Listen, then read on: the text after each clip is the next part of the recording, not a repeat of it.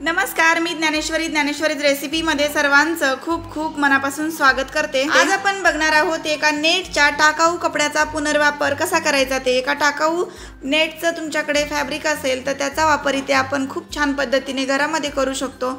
एखाद्या टाकाऊ अशा वस्तूपासून एक टिकाऊ वस्तू आपण बनवणार आहोत, जिथे आपली भरपूर पैशांची देखील बचत होते आणि एक स्ट्रॉंग अशी वस्तू आपल्याला घरच्या घरी तयार करता येते। हळदीचे पिवळे डाग शर्टावरती पडले असतील, साडीवरती असतील किंवा चहाचे डाग असतील, सगळेच डाग तुम्हाला एका सोप्या ट्रिकने कसे काढायचे ते मी आजच्या व्हिडिओत तुमच्यासोबत शेअर केलेला आहे। त्यामुळे व्हिडिओचा कुठलाच पोर्शन स्किप करू नका। मुलांचे जुने जे असतात म्हणजे मागच्या वर्षी वापरलेले अशा प्रकारचे बॅग असतात, स्कूल बॅग, त्या सुद्धा साफ करायच्या असतील तुम्हाला तर ही ट्रिक तुम्हाला नक्कीच उपयोगात आणता येईल। जे कंपास बॉक्स असतात, जे प्लास्टिकचे नसतात आणि पाऊच प्रमाणे ते एका फॅब्रिकपासून बनवलेले असतात, ज्यावरती धूळ, चिकटपणा, काळपटपणा जर असेल तर तो जास्त चिवट झालेला असतो, पटकन निघत नाही, ऑइलीनेस त्यावरती आलेला असतो किंवा मग खराब झालेले असतात त्याची फॅब्रिक, तर ते पूर्ण स्वच्छ करायला एक सोपी ट्रिक शेअर करते मी तुमच्यासोबत। आपल्याला या पाण्यामध्ये 1 चमचाभर खायचा सोडा आणि यामध्ये टाकलेला आहे आपण जे पाणी शुद्ध करण्यासाठी वापरले जातं मेडिक्लोर, त्याचे 10 ते 12 थेंब टाकायचे आहेत। 1 चमचाभर वॉशिंग पावडर टाकायची, कोणती पण तुमच्याकडे जी वॉशिंग पावडर उपलब्ध असेल ती तुम्ही यामध्ये टाकायची आहे। तर मी यामध्ये टाकलेली आहे व्हीलची 1 चमचाभर वॉशिंग पावडर आणि ते सगळं मिश्रण एकत्र करून हाताने असं व्यवस्थित पाण्यात मिक्स करून घेतलेलं आहे। सगळं व्यवस्थित मिक्स झालं की मग यामध्ये आपण सगळे आपल्याकडे असलेल्या वस्तू आहेत, काळ्या झालेल्या, चिकट झालेल्या, ज्यावरती तेलाचे, हळदीचे डाग आहेत, त्या सगळ्या वस्तू, कपडे यामध्ये आपण बुडवायचे आहेत। बुडवून साधारण अर्धा तास तरी आपण यामध्ये ठेवून द्यायचे, म्हणजे मेहनत कमी करावी लागते आणि वेळ जास्त लागत नाही हे कपडे धुण्यासाठी आपल्याला। आणि यावरती स्वच्छ करत असताना कपडे किंवा धुत असताना आपल्याला साबण थोडंसं लावावं लागेल, जे रेग्युलर साबण आपण वापरतो तेच लावायचे। आणि जर एखादा डाग खूप जास्त चिकट असेल, घट्ट असेल आणि काळा असेल, तेलकट असेल तर तो डाग निघतच नाही बघा, तर त्याला काढण्यासाठी आपण डायरेक्टली त्या फॅब्रिकवरती थोडंसं जिथे डाग आहे त्या ठिकाणी मेडिक्लोर टाकायचे। त्यानंतर बघा तुमचा डाग पूर्ण नाहीसा झालेला तुम्हाला दिसेल, म्हणजेच हे डाग काढणं अतिशय सोपं आहे। फक्त तुम्हाला लागणार आहे ते म्हणजे मेडिक्लोर। मेडिक्लोर कुठल्याही तुम्हाला मेडिकलमध्ये अतिशय सहजपणे उपलब्ध होतं, त्यामुळे तुम्ही घेऊन येऊ शकता। आणि मेडिक्लोरचा दुसऱ्या वेगवेगळ्या पद्धतीने देखील वापर आपल्याला करता येतो। ज्या ठिकाणी सांडायचं पाणी म्हणजेच आपले मोठमोठे टाके असतात किंवा मग बॅलर असतात पाणी साठवलेले, त्यामध्ये बारीक सारीक असे चाटू होतात, म्हणजे जंतू होतात। ते जंतू कमी करण्यासाठी किंवा होऊच नाहीत आणि पाणी अगदी शुद्ध राहावं म्हणून आपण पाण्यामध्ये अगदी 7 ते 8 थेंब जरी टाकले तरी सुद्धा पूर्ण आपलं पाणी जे आहे ते अगदी सुरक्षित राहतं, छान राहतं, स्वच्छ राहतं। तर या पद्धतीने तुम्ही पाण्यामध्ये देखील या लिक्विडचे थेंब टाकून ठेवू शकता, जे आपल्याला अगदी इझिली उपलब्ध आहे मार्केटमध्ये। तर ते तुमच्याही घरामध्ये असायला हवं, जेणेकरून कपड्यांची सुद्धा स्वच्छता किंवा मग अशा प्रकारचे तेलाचे डाग आहेत ते इझिली काढता येतात। शक्यतो आता हळदीचे वगैरे तेलाचे डाग असतात, हळदीचे असतात, भाजीचे डाग पडलेले असतात साड्यांवर, शर्टवर।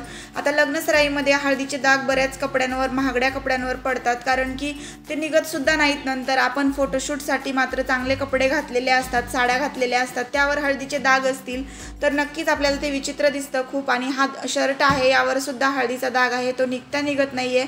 या पाण्यामध्ये बुडवून सुद्धा मला तो डाग पटकन निघाला नाही, त्यामुळे तो स्ट्रॉंग आहे म्हणूनच मी यावरती डायरेक्टली मेडिक्लोर टाकले बघा। आणि हे मेडिक्लोर टाकता क्षणी हा डाग आहे तो लगेच गायब होतोय। मी तुमच्यासोबत हा रिझल्ट शेअर करते कारण की हा रिझल्ट तुम्हाला दिसणं देखील खूप जास्त गरजेचं आहे, त्यामुळे मी हा रिझल्ट लाईव्ह तुमच्यासोबत शेअर केला आहे। तुम्हाला आवडला की नाही हा रिझल्ट नक्की कमेंटमध्ये सांगा आणि तुम्हाला या टिपचा किती फायदा होतोय ते सुद्धा मला सांगा। मी या अगोदर सुद्धा बरेचदा तुम्हाला डाग याचे काढून दाखवलेले आहेत। शाईचे डाग सुद्धा या मेडिक्लोरने अगदी इझिली निघतात। या पद्धतीने माझा मुलगा नेहमीच काहीतरी करत असतो, कपड्यांवरती खराब करतो, म्हणजे शाईचे डाग असतात, हळदीचे डाग, भाजीचे, चहाचे, असे वेगवेगळ्या प्रकारचे किंवा कलरचे डाग देखील पडलेले असतात। तर या पद्धतीने मी त्याचे शर्ट आहे ते स्वच्छ करत असते। एकदम इझिली आपण हे स्वच्छ करून घेतलेला आहे। आणि कंपास सुद्धा आहे बघा इथे कापडी, तो सुद्धा मी स्वच्छ केलेला आहे, जो पाऊच आहे तो। आणि त्यानंतर एक स्कूल बॅग होती ती सुद्धा मी स्वच्छ केली। आणि त्यानंतर आपण इथे नेटचं जे जुनं फॅब्रिक होतं आपल्याकडे घरामध्ये पडलेलं ते घेतलेलं आहे. तुमच्याकडे सुद्धा साडी वगैरे असेल, ड्रेस असेल, नेटचे जुने ड्रेस भरपूर असे असतात जे आपण वापरत नसतो, खराब असतात म्हणून तसेच ठेवलेले असतात आणि आपण फेकत सुद्धा नाही. तर फेकतही नाही आणि वापरतही नाही म्हणजे तो टाकाऊ ड्रेस असतो. आणि त्या ड्रेसला जर आपण इथे अशा पद्धतीने रियूज केला किंवा घागरा असतो बघा, लहान मुलांचे घागरे किंवा मग ड्रेस फ्रॉक असतात, तर यापैकी कुठलाही नेटचा ड्रेस असेल तुमच्याकडे तो बाहेर काढा, जो टाकाऊ असेल आणि त्याचा कधीच वापर होणार नसेल तो. आणि जर खूपच चांगला असेल तर तुम्ही तसाच ठेवू शकता, त्याचा रियूज होत असेल तर. पण काहीच उपयोग होत नसेल तर नक्कीच त्याला बाहेर काढून अशा पद्धतीने त्याचं फॅब्रिक कट करून घ्या, त्याची घडी करून घ्या व्यवस्थित. एकावर एक अशी घडी व्यवस्थित चौकोनी अशी करायची आहे. फॅब्रिक कुठूनही कट नाही केला तरी चालेल, घडी फक्त फायनली अशी चौकोनी झाली पाहिजे. आणि इथपर्यंत अशी चौकोनी छोटीशी घडी करायची आहे, फार मोठी केलेली नाही आहे मी घडी. आणि ही घडी अशी केल्यानंतर साधारण 10 बाय 10 सेंटीमीटर इकडे आणि 10 सेंटीमीटर इकडे अशी चौकोनी घडी आहे ही मस्त अशी. आणि आता सेंटरला काय करायचं आहे की आपण इथे थ्रेड घ्यायचा एक आणि एक अशी निडल घ्यायची आहे. यामधून असं व्यवस्थित आपल्याला शिवून घ्यायचं आहे आणि इथं सेंटरलाच फक्त स्टिच करायचं आहे. आणि आपण इथून असा थ्रेड बाहेर काढला की इथे एक नॉट द्यायची आहे अशी व्यवस्थित. आणि त्यानंतर वरती जो काही थ्रेड उरलेला असतो त्याला सुद्धा असं रिकामं ठेवायचं नाही आहे, तर इथे पण नॉट देऊन असं छान असं त्याला हुक तयार करायचं जेणेकरून ते आपण कुठेही हँग करू शकलो पाहिजे. तर याचा वापर कसा करायचा ते पण शेअर करते मी तुमच्यासोबत, कारण हे वापर कसं करायचा आहे हे जास्त गरजेचं आहे. कारण हा टूल बनवायला खूप सोपा आहे, अगदी बसल्या बसल्या 5 मिनिटच काय तर 2 मिनिटात पण तुम्ही हा बनवू शकता. कात्रीने आपल्याला ह्याचे एजेस जे आहेत ते सगळे मोकळे करून घ्यायचेत, कारण सेंटरला आपण त्याला शिवून घेतलं, एकाच ठिकाणी अटॅच केलेत सगळे पदर जे आहेत किंवा लेअर जे आहेत सगळे ते. आणि हे जे नेटचं फॅब्रिक आहे ते एकदम असं छान आहे आणि फॅब्रिक जे आहे ते खराब होणारं सुद्धा नाही आहे, म्हणजे त्याचा वापर आपण वर्षानुवर्ष केला तरी खराब होत नाही. हा टूल मार्केटमध्ये विकत घ्यायला गेला तर 30-40 रुपये किंवा 50 रुपये तरी आपले खर्च होऊ शकतात. आणि 50 रुपये खर्च होण्यापासून आपण इथे घरच्या घरी वाचवलेला आहे हा खर्च. आणि ही वस्तू घरीच बनवली आहे. काय आहे ही वस्तू नक्की तुम्हाला थोड्या वेळात कळेलच. मी आता इथे सगळे एजेस हे कट केलेले आहेत. या वस्तूचा वापर मात्र आपण दररोज करू शकतो. जर तुम्हाला ही वस्तू काय आहे हे आताच कळालं असेल तर व्हिडिओला कमेंटमध्ये नक्की कळवा की ही वस्तू काय आहे ते.